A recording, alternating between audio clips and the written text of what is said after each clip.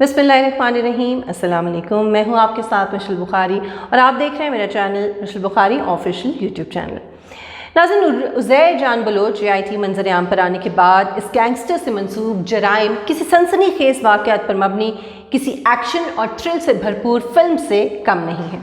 लेकिन आखिर इस किस्म की फ़िल्मों में दिखाए जाने वाले किरदार कहीं ना कहीं हकीकी दुनिया में मौजूद हैं, तभी तो इन पर फिल्में और सीरीज़ बना दी जाती हैं। आज मैं कोलंबिया के कुछ इसी किस्म के एक इंतहाई मतलूब क्रिमिनल, जराइम की दुनिया के बादशाह और हकीकी तौर पर अमेरिका समेत कई ममालिक को मतलूब डॉन, ड्रग माफिया के सरगना के बहुत ही दिलचस्प और नशे व फराज से भरपूर किरदार के बारे में आपको बताऊंगी। ये किरदार इस कदर दिलचस्प है कि इस पर नेटफ्लिक्स ने कई इकसाद पर मबनी एक पूरी सीरीज़ बना डाली है।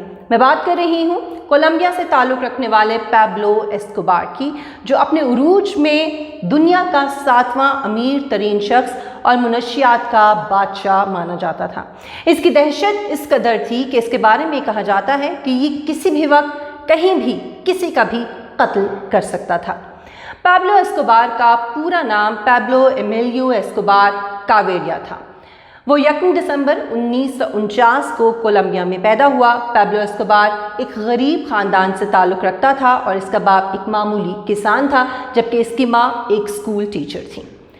पैब्लो एस्कोबार की इब्तदाई उम्र से ही इसको ख़ुद को कामयाब और मुनफरिद साबित करने के लिए इसने जस्तजू शुरू कर दी थी और इसने ये तय कर लिया था कि कामयाबी के हुसूल के लिए वो कोई भी रास्ता इख्तियार करेगा और किसी भी हद तक चला जाएगा।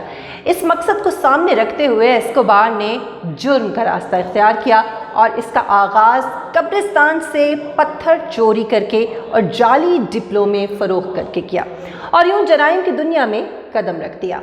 जल्द ही इसने कारें चोरी करना शुरू कर दी और फिर वो 1970 की दहाई के शुरू में दूसरे मुजरमों के साथ मिलकर कोकेन की तिजारत के कारोबार में दाखिल हो गया।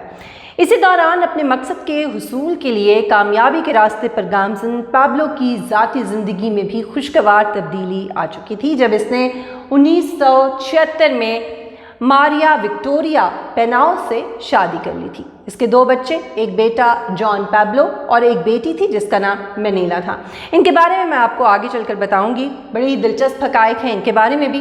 बहरहाल 1980 की दहाई तक पैब्लो एस्कोबार दुनिया का सबसे ज़्यादा ताकतवर स्मगलर माना जाता था।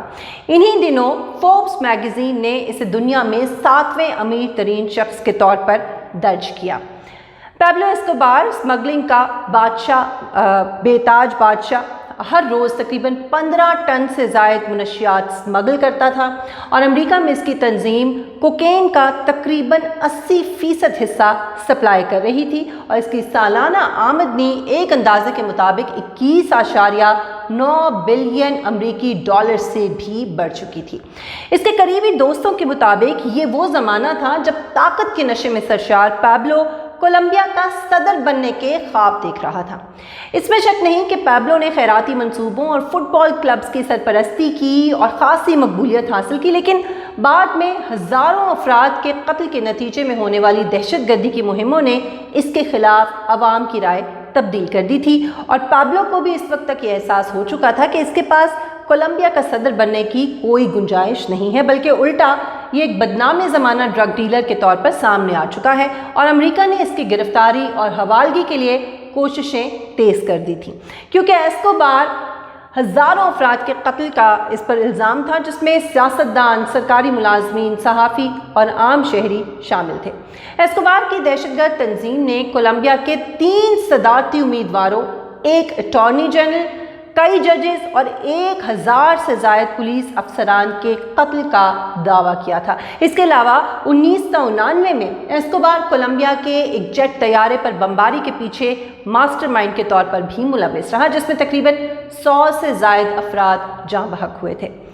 2 दिसंबर 1993 में बिलाखिर कोलंबिया की सिक्योरिटी अफवाज ने अमरीकी टेक्नोलॉजी का इस्तेमाल करते हुए एस्कोबार को एक घर से बरामद किया, जहां इसने खुद को छुपाया हुआ था।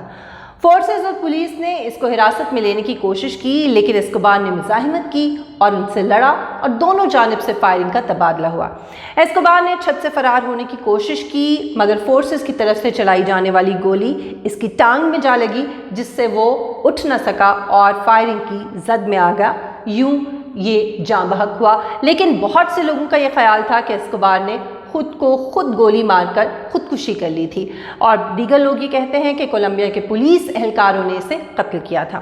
اس کی موت کا جشن ملک کی حکومت اور دنیا کے دیگر حصوں میں منایا گیا اور اس کے کنبے کو پولیس کے تحفظ میں رکھا گیا تھا، لیکن یہ کہا جاتا ہے کہ بہت سے کولمبیائی باشندے اس کے قتل پر افسردہ تھے اور اسکوبار کی تدفین کے لیے تقریباً 25,000 سے زائد افراد گھروں سے باہر نکلے۔ پیبلو اسکوبار کا کردار اس قدر دلچسپ اور معروف تھا کہ اس کی وجہ سے منشیات کے گروہ میڈیجن کارٹل سے متعلق ٹی وی سیریز نارکوس بنائی گئی اور اس کو بہت زیادہ شہرت ملی۔ نارکوس نیٹ فلکس کی بنائی ٹی وی سیریز ہے جس کے 3 سیزنز آن ایئر جا چکے ہیں۔ اس کا پس منظر ہے اس میں کولمبیا کو دکھایا گیا ہے اور اس کے پہلے 2 سیزن منشیات کے بادشاہ پیبلو اسکوبار کی کہانی پر مبنی ہے۔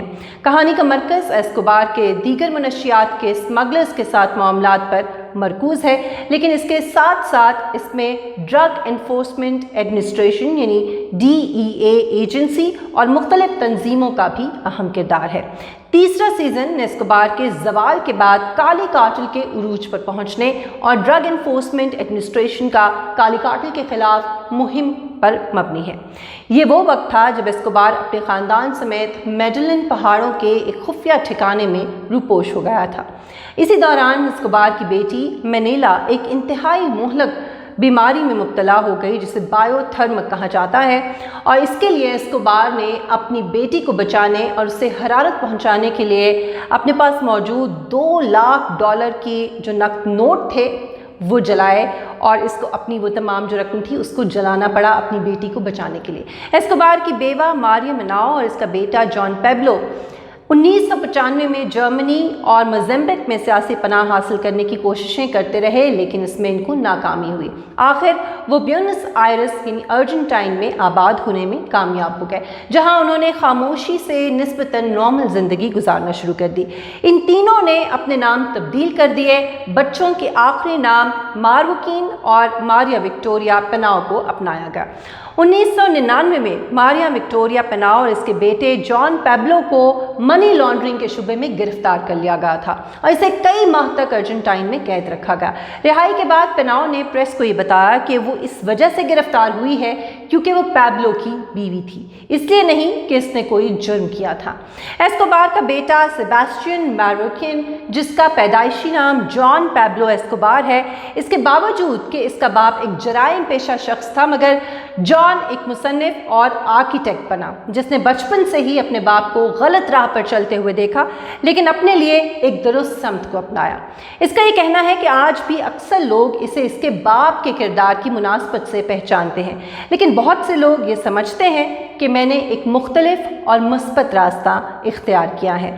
پیبلو کی کہانی کو سامنے رکھتے ہوئے یہ اندازہ لگایا جا سکتا ہے کہ پیبلو اسکوبار ہو یا عزیر بلوچ جیسے کردار شاید جرم کا راستہ اختیار کرتے وقت یہ بھول جاتے ہیں کہ ان کے کیے کا خمیازہ ان کی اولاد اور ان کی آنے والی نسلوں کو بھگتنا ہوگا۔ صحیح راستہ اختیار کرنے کے باوجود بھی کئی بار آباء و اجداد کے جرائم اور ان کا کردار اولاد کی زندگیوں پر اثر انداز رہتا ہے، اور ایسے داغ مٹاتے مٹاتے کئی مرتبہ صدیاں گزر جاتی ہیں۔